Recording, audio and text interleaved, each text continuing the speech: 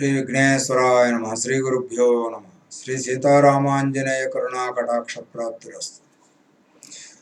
నమోస్తు రామాయ చ లక్ష్మణాయ దేవ్యై చ తస్మై జనకాత్మజాయై నమోస్తు రుద్రేంద్రయమానిలేభ్యో నమోస్తు చంద్రార్కమరుద్గణేభ్యః.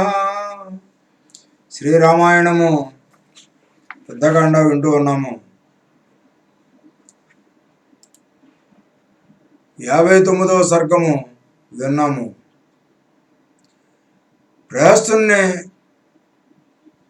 మరణమును దుర్వార్తను విన్నటువంటి రావణాసురుడు తానే స్వయంగా యుద్ధం చేయడానికి వచ్చాడు. నీలుణ్ణి ఇబ్బంది పెట్టి మూర్ఛనొందింపజేసి, హనుమను మూర్ఛనొందింపజేసి, లక్ష్మణుని కూడా మూర్ఛనొందింపజేసి రాముడితోటి యుద్ధం చేయడానికి సిద్ధమయ్యాడు. రాముడు వేసినటువంటి బాణాల వల్ల రథము, రథసారథి, గుర్రములు, ఛత్రము, జెండా అన్నీ కూడా పోగా కిరీటము కూడా పడిపోయి ఇబ్బందికరమైనటువంటి పరిస్థితుల్లో ఉండగా రాముడు ఈరోజు చాలా అలసిపోయే యుద్ధంలో, రేపు పొద్దున్న యుద్ధం చేద్దాం రా, ఇంటికి వెళ్ళిపో అని చెప్పేసి లంకకు బొమ్మని పంపించేసేవాడు. రాముని చేతిలో ఓడిపోగా రావణుడు చూసినటువంటి దేవతలు, భూతములు, జలచరములు, సర్పములు, భూమిని చరించు సకల జీవకోటి కూడా ఎంతో సంతోషించాయి. ఇక 60వ సర్గ ప్రారంభం. శ్రీ రామచంద్రుని బాణముల ఘాతములకు గర్వి అయిన లంకాధీశుడు రావణుడు యుద్ధమున ఓడిపోయి దర్పము నాశనమైపోయి వ్యధతో కూడిన ఇంద్రియములు కలవాడే చింతించుచుండెను. మదించిన ఏనుగు సింహము చేతను, శక్తివంతుడైన గరుక్మంతుని చేతిలో సర్పము వలెను రావణుడు యుద్ధభూమిని శ్రీరామచంద్రుని చేతిలో ఘోరముగా పరాజితుడయ్యాను. దానవ చక్రవర్తి రావణుడు యుద్ధమున రాముని చేతిలో ఓటము పాలై బ్రహ్మదండ సమాన కాంతితో శోభిల్లుచు ఉన్న రామ బాణములనే తలుచుకొనుచు లోలోన చింతించాను. తనకు జరిగిన పరాభవమునే తలుచుకుని చింతించుచు బంగారు సింహాసనమున కూర్చున్న రావణ రాక్షస ప్రభువు దైత్యులను చూచి మిక్కిలి వ్యధతో ఇట్లు పలికను. ఎంతయో తపము చేసినాను, ఇంద్రుని దేవతలనందరూ చక్కగా జయించినాను. కానీ నేడు యుద్ధమున నీచాధరాముని చేతిలో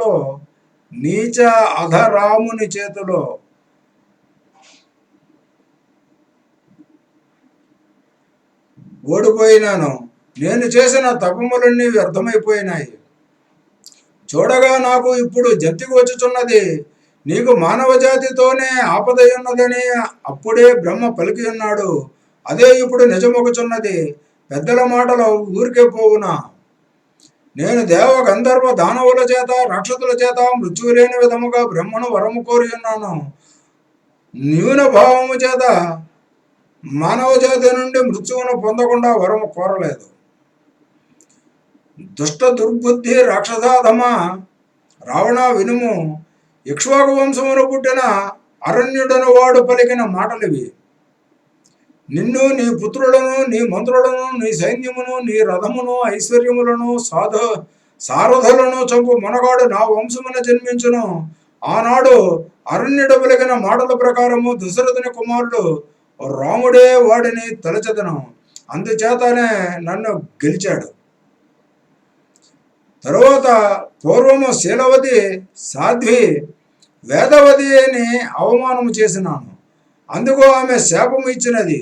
చూడగా ఆ వేదవతియే జనకుని కూతురు జానకి అని తలచెదను. నేను చేసిన దోషకర్మల చేత పార్వతీదేవి, నందీశ్వరుడు, రంభ, వరుణుని పుత్రిక రత్నము నాకు ఎలా శాపములు ఇచ్చి ఉన్నారో అవన్నీ నేడు నిజమొకుచున్నవి. మునిశాపములు ఎప్పుడు వ్యర్థములు కావు. కావున మీరు ఈ శాపములను గుర్తుంచుకొని మీ ప్రయత్నములు మీరు చెయ్యండి. రాజవీధుల యందు, గోపురముల యందు, శిఖరముల యందు, అన్ని ప్రదేశముల యందు అప్రమత్తులై మెరగడం మంచిది. శత్రువులను నాశనము చేసిన సూర్యుడు ధీరాగ్రేసరుడు సురాసురులను యుద్ధమును గెలిచి వారి అహంకారమును అణచినవాడు బ్రహ్మ శాపగ్రస్తుడు అయిన కుంభకర్ణుని ముందుగా మేల్కొల్పుడు. యుద్ధమున ప్రహస్తుడు హతుడగుట పరాక్రమవంతుడైన తాను యుద్ధమున ఓడిపోవుట రావణుడు గుర్తించి తన బహు పరాక్రమవంతులైన ధీరులను యుద్ధము చేయమని ఆజ్ఞాపించాను. ద్వారములను అన్నింటినీ రక్షించవలసినదిగా కర్తవ్యమున్నది. ప్రాకారములు ఎక్కి శత్రువులను పర్యవేక్షించవలసి ఉన్నది. గాఢ నిద్రలో పడి ఉన్న కుంభకర్ణుని మేల్కొనపరవలను. కుంభకర్ణుని సంగతి ఏమని చెప్పుదును? వీడు కాలానికి లొంగిపోయి స్పృహను కోల్పోయి నిశ్చితంగా సౌఖ్యముగా 7, 8, 9, 10 నెలల కాలము హాయిగా నిద్రపోను. వాడు 9 దినముల కిందట నిద్రపోయినాడు. అయినా వానికి ఇప్పుడు మేలుకొనుట తప్పదు. వాడు లేచి యుద్ధము చేయుటకు మీ ప్రయత్నములు చేసి వారిని నిద్రలేపుడు. మత్తు వీడిపోయిన కుంభకర్ణుడు యుద్ధమున రామ లక్ష్మణులను అందరినూ అవలేలగా చంపుట తప్పక జరుగును. వారిని యుద్ధమున గెలుచుట ఎవరికైనా తరమే. వీడు కుంభకర్ణుడు అత్యంత ఒళ్ళు తెలియని నిద్రావస్థలో ఉన్నాడు. దానవులలో ఖ్యాతి చెందినవాడు, యుద్ధరంగమున ధ్వజము వంటివాడు. కర్తవ్యమునకు దూరమై నీచమైన నిద్రకు వసుడైపోయాను. కావున కుంభకర్ణుని వెంటనే మేల్కొల్పుడు. వాడే కాని తెలివిలోనికి వచ్చి యుద్ధము చేసినచో రామునిని అవలేలగా జయించును. అప్పుడు నా ఈ గుండెలలోని అగ్నిహోత్రము శాంతించును. ఒకవేళ దేవేంద్ర సమాన కుంభకర్ణ ఈవేళ యుద్ధము చేయకుండా రాముని జయించకుండా నా కష్టములు పోగొట్టకుండా నాకు సాయం చేయకున్నచో నాకు అతనితో ఏమిటి లాభము? రావణుని మాటలు ఆలకించిన రాక్షసగణము సంతోషముతో ఎలాగైనా తెలివిగా తీవ్రముగా ప్రయత్నించి నిద్రావస్థలో ఉన్న కుంభకర్ణుని మేలుకొల్పి తీసుకుని వచ్చుటకు శీఘ్రముగా అతని గృహమునకు వెళ్ళిరి. పెదవ మహాశక్తివంతులు బలవంతులైన రాక్షసులు అన్ని దిక్కులలో పెద్ద ద్వారముల నుండి విశాలముగా హృదయానందకరముగా లక్షణముగా కట్టబడిన కుంభకర్ణుని నివాసము చేరిరి. అక్కడ కుంభకర్ణుడు విశ్వాస నిశ్వాసములతో ఊపి తీర్చుండగా అతి కష్టముగా కుంభకర్ణుని గృహంలోనికి వారు ప్రవేశించరి. వెంబడ రాక్షస వీరులు బంగారముతో అందముగా నిర్మింపబడిన గుహలోనికి ప్రవేశించి అచ్చట దిమ్ముగా నిద్రపోతూ ఉన్న భీకరాకృతిలోనున్న పరాక్రమ కుంభకర్ణుని చూచిరి. అంతటా పర్వతాకారములతో ఘోరముగా నుండి నిద్రించుతున్న రాక్షసుడు కుంభకర్ణుని చూచి అతను మేలుకొనుకున్నటకు వారంతా ఉక్కుముడిగా అన్ని విధముల మహాప్రయత్నములు చేశారు. ఆ కుంభకర్ణుని దేహమున విపరీతముగా రోమమును నిక్కబడుచుకుని ఉన్నవి. ఇతడు సర్పములోనే బుసగొట్టుచున్నాడు. నిద్రలో మునిగి శయనించి ఉన్నాడు. ఎంతో భయంకరముగా వేగముగా ఊపిరి పీల్చుట విడుచుట చేయుచున్నాడు. అతడు ఊపిరి విడుచున్నప్పుడు దాటికి ఆ రాక్షసులు పైకి ఎగురుతున్నారు. అలా కుంభకర్ణ మహారాక్షసుడు వికృతముగా భీకరముగా నిద్రించుతున్నాడు. భయంకర ముక్కుపుటములతో పాతాళము వంటి నోటి ద్వారా సర్వాంగ అస్తవ్యస్తముగా పడి ఉండి కొవ్వుతో దుర్గంధముతో నుండి బంగారు బాహుపురులచే అలంకరించుకుని ఉన్న కుంభకర్ణుని చూశారు. శత్రువులను నాశనము చేయువాడు, బంగారు కిరీటము ధరించినవాడు, సూర్యుని వలె ప్రకాశించున్నవాడు అయిన కుంభకర్ణుడు నిద్రకు వశమై శయనమందుడుట చూచిరి. విధవ రాక్షసుడు చంపబడిన జంతువుల మంచి రుచికరమైన మాంసాలను కుంభకర్ణుడు రాక్షసుని ముందు ఉంచిరి. పులులతో సమానమైన రాక్షస వీరులు అచ్చట దునపోతుల, మృగముల, వరాహముల, పెద్ద పెద్ద దేహముల గల జంతువుల మాంసముల రాసులను ఘనముగా నుంచారు. కుంభకర్ణునికి తృప్తిగా ఆహారము ఉండుటకు గాను మాంసముతో పాటు అనేక రకములైన రక్తపు కుండలను ఆ రాక్షస ధీరులు అతడ ఏర్పాటు చేసిరి. తరువాత మంచి సువాసనల వెదజల్ల చందనమును అతనికి పూసిరి. మధురమైన పుష్పమాలికలు, సమస్త సుగంధ పరిమళ వస్తువులను కుంభకర్ణుని ముందు ఉంచిరి. కుంభకర్ణుడు మేలుకొల్పుటకు రాక్షసులు ధూప గంధములు ఎన్నో చూపించినారు. ఎంతగానో స్తుతించిరి. మాటిమాటికి మేఘ గర్జనల వంటి శబ్దములు ఎన్నో చేసినారు. కుంభకర్ణుడు మేలుకొల్పుటకు చంద్రకాంతితో సమానమైన తెల్లని శంఖమును పూరించినారు. ఇంకా రాక్షసులకు విసుగొచ్చి గట్టిగా దిక్కులు పికటినట్లుగా అరిచినారు. కుంభకర్ణుని మేలుకొల్పుటకు అరచిరి. శరీర భాగములను చరచరి ఒకదానిపై ఒకటి చేతులు వేసి కుంభకర్ణుని నోరు తెరచుటకు ప్రయత్నించరు. రాక్షసులు భేరీ ప్రణవములు మ్రోగించిరి, సింహనాదములు చేసిరి, జబ్బలు చరిచిరి, ధ్వనులకు పక్షులు భయముతో ఆకాశమునకు ఎగిరిపోయి నేలపడినవి. అయినా కుంభకర్ణుడు లేవలేదు. ఇంత చేసినను కుంభకర్ణుడు హీన నిద్రలో నుండిగాంచిన రాక్షసులు వారిని మెలుకొల్పునుటకు ముద్గరములతో, గదలతో, ముసలములతో అన్ని విధములుగా చిత్తుగా ముత్తిరి. రాక్షసులు ఎంత బలవంతులైనా కూడా కుంభకర్ణుడు విడిచినట్టు ఊపిరి తీవ్రత ముందు నిలబడుట కొంచెము కూడా రాక్షసుల తరము కాలేదు. మరలా రాక్షస వీరులు కుంభకర్ణుని మేలుకొల్పునకు ప్రయత్నం చేసి మృదంగములు, ప్రణవములు, పెద్ద పెద్ద భేరీ, శంఖములు, కుంభములు వెంటనే మూరగింపజేశారు.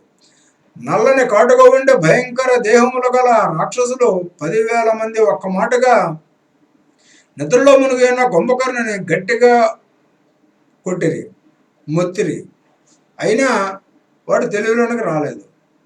అన్ని విధములో ప్రయత్నించిన రాక్షసులు లోన ఎన్నో ఆలోచనలు చేసి దురాగ్రహముతో ఇంకా భీకరమైన ఇతర ప్రయత్నములు ప్రయత్నించారు. దైత్యులు కుంభకర్ణుని మేలుకొల్పునకు దండములు, అంకుశములతో కొట్టిరి. గుర్రములను, గాడిదలను, ఒంటెలను గుంపులు గుంపులుగా అతనిపైకి త్రోడిరి. మృదంగములు అనేకములు వాయించిరి. అయినను కుంభకర్ణుడు తెలివిలోనికి రాకుండాచే బలమంతా చూపించి దండములు, స్తంభములు, ముద్గరములు, ముసలములు మొదలగు మహాయుధములతో వాని శరీరమును గట్టిగా బాదిరి. కొండలు, కోణలు, తోటలు, ఘోరాడవులు, సమస్త ప్రదేశములు, లంకా ప్రాంతము అంతా ధ్వనులు మారుమూరిపోయినది. అయినా కుంభకర్ణుడు మాత్రము తెలివిలోనికి రాలేదు. తరువాత కుంభకర్ణుడికి అన్ని వైపుల నుంచి 1000 భేరీలను అమర్చి శుద్ధ బంగారు దండములతో వాని చెవిలో బద్దలగినట్లుగా పట్టి మ్రోగించిరి. ఇంత చేసిన శాపగ్రస్తుడి చేత కుంభకర్ణుడు నిద్రకు వసుడైపోయి మేల్కొనుట జరగలేదు. అది గాంచిన రాక్షసులు అత్యంతము కోపము చెందిరి.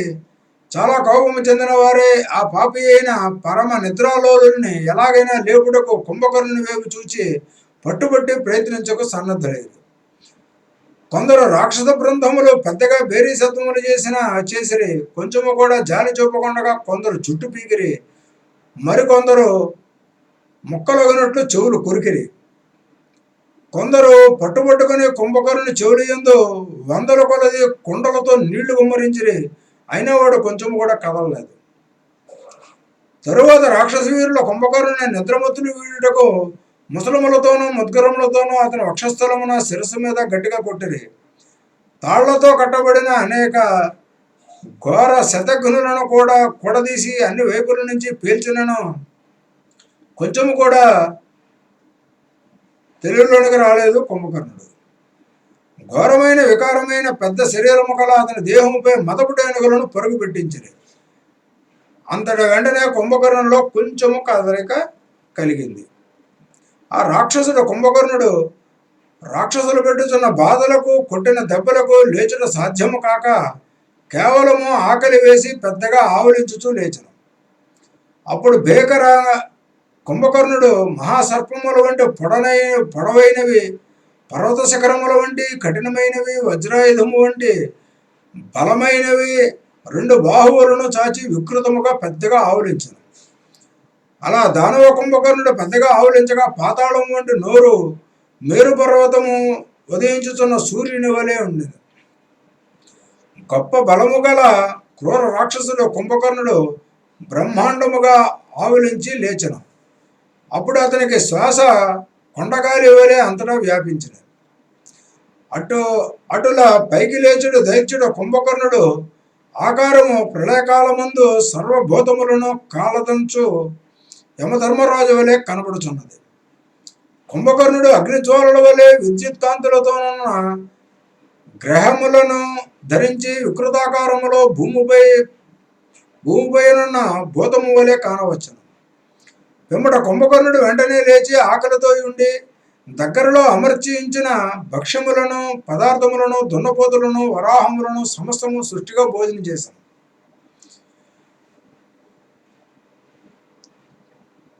తాను బాగా ఆకలి దప్పులచే రగిలి ఉన్నందున కుంభకర్ణుడు తినుటకు తాగుటకు యోగ్యమైన సమస్తము తినివేసి రక్తమును మద్యములను తాగివేశాను.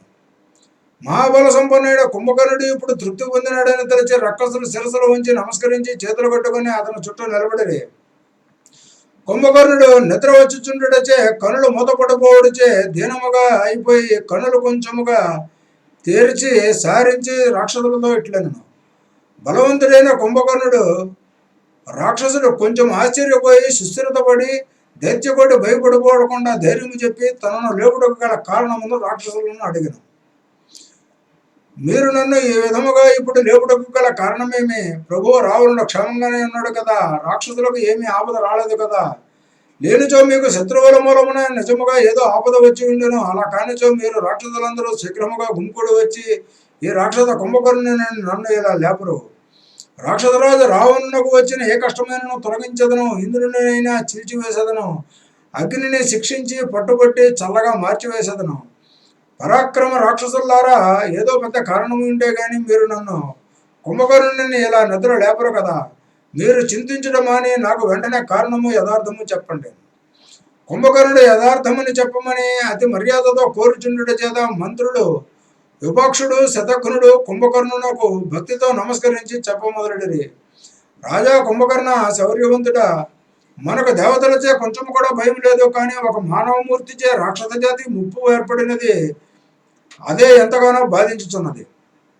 కుంభకర్ణ, కష్టము గురించి ఏమని చెప్పను? రావణుడు మూర్ఖముగా రాముని భార్యను పావన సీతను తెచ్చుట చేత ఇప్పుడు సూర్యుడు రాముని చేత వానర సేన చేత ముప్పు వాటిల్లినది.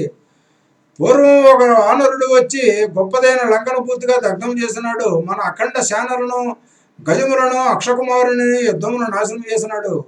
దేవతలకు శత్రువైన మన రాక్షసుల చక్రవర్తి పరాక్రమ రావణుని సూర్యుని వంటి తేజోమయుడు రాముడు యుద్ధమును ఓడించి వేసి పొమ్మను వదిలివేశాను.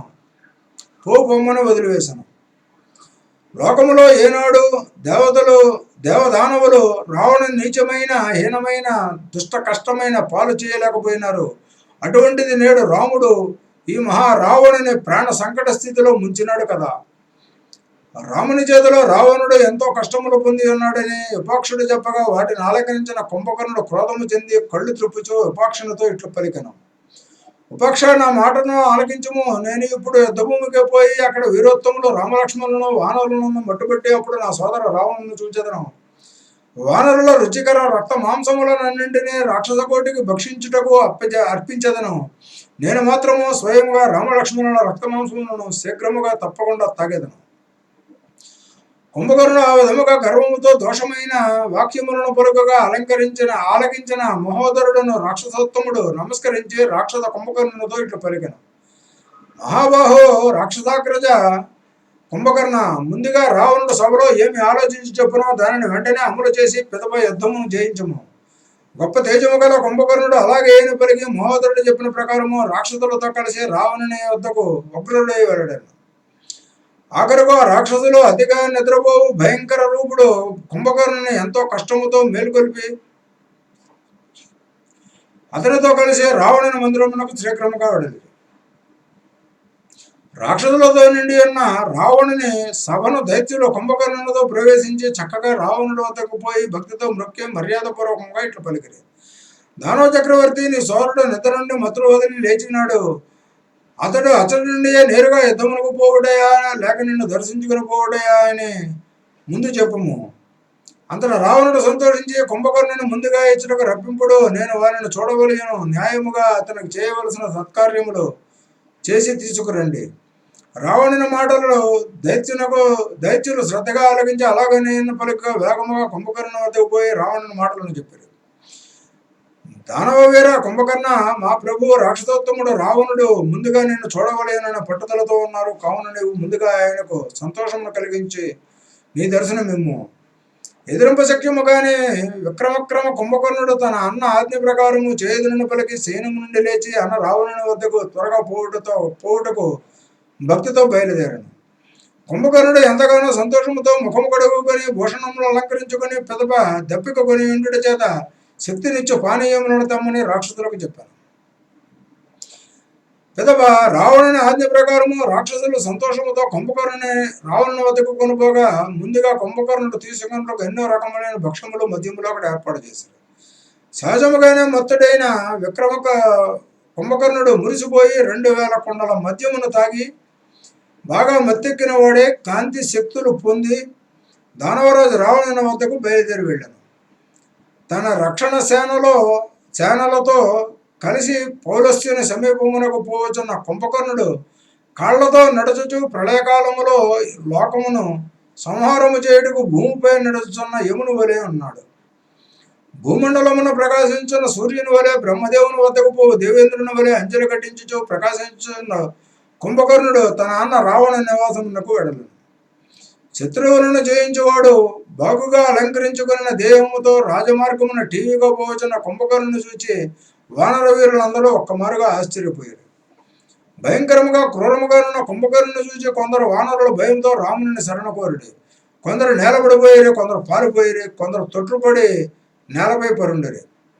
పర్వత శిఖరముల వలె నుండి కిరీటము ధరించి తన సహజ కాంతితో సూర్యుని తాకుచున్నాడా అన్నట్లుగా అద్భుతముగా ఉన్న కుంభకర్ణుని చూచి వానరులు భయంతో పారిపోయారు.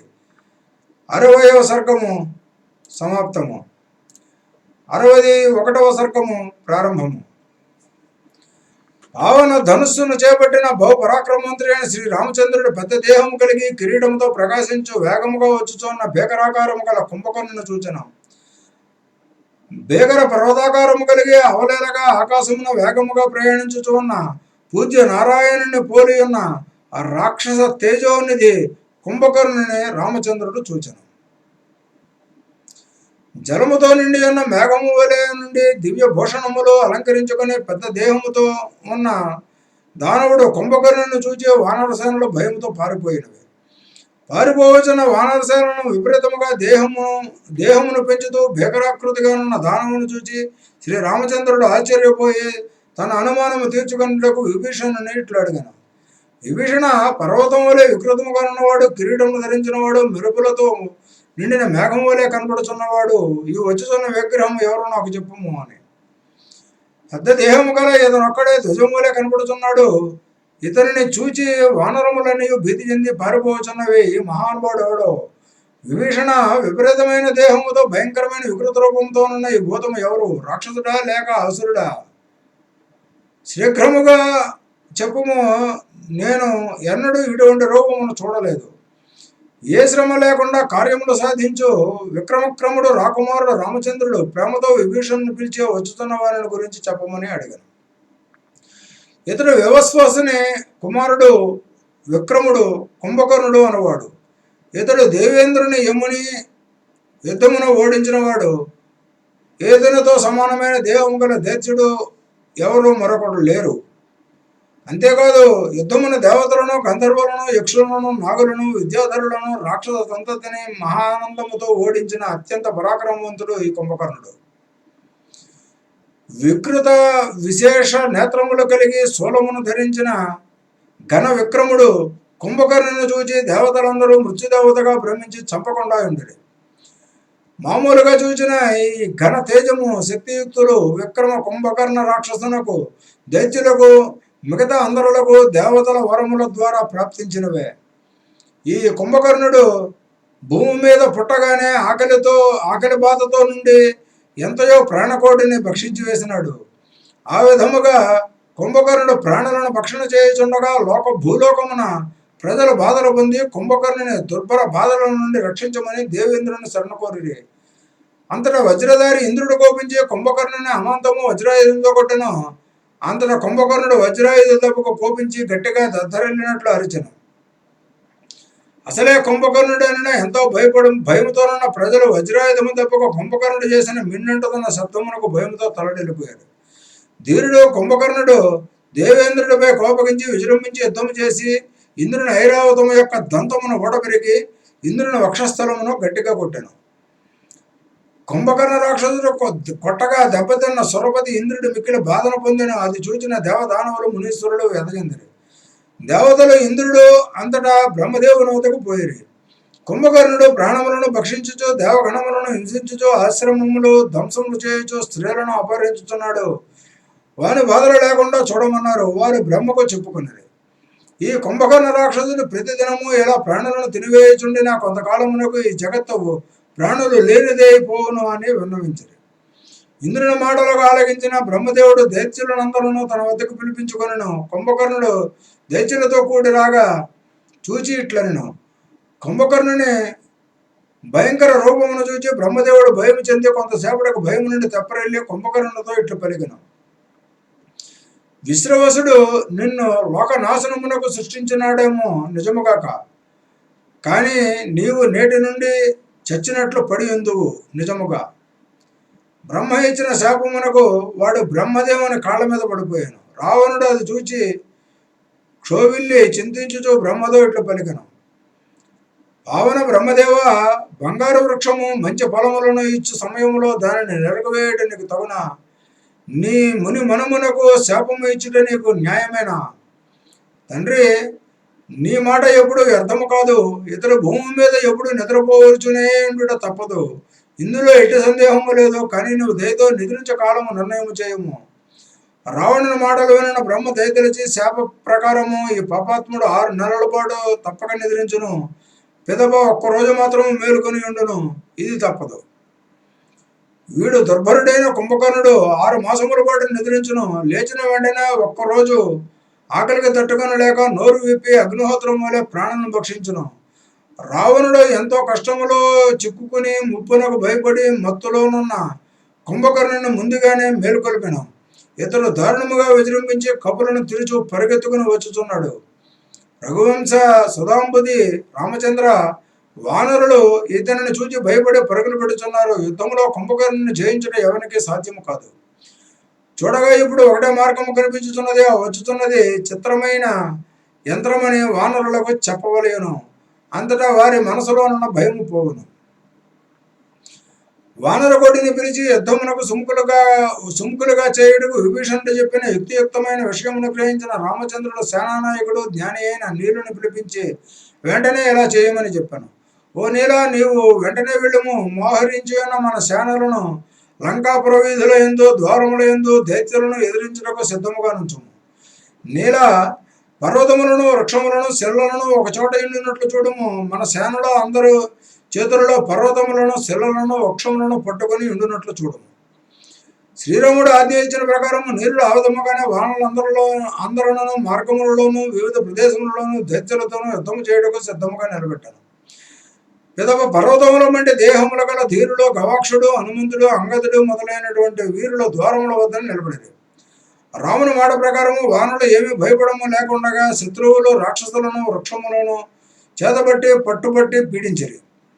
యుద్ధరంగమున వానరులు పర్వత శిఖరములను చేతులతో పైకెత్తి భీకరముగా నిలబడి ఉండగా ఆ దృశ్యమున పర్వతముల శిఖరములపై చేరిన మేఘముల సమూహముల వలె మనోహరముగా నుండెను. 61వ సర్గము సమాప్తము. స్వస్తి. శ్రీరామార్పణమస్తు.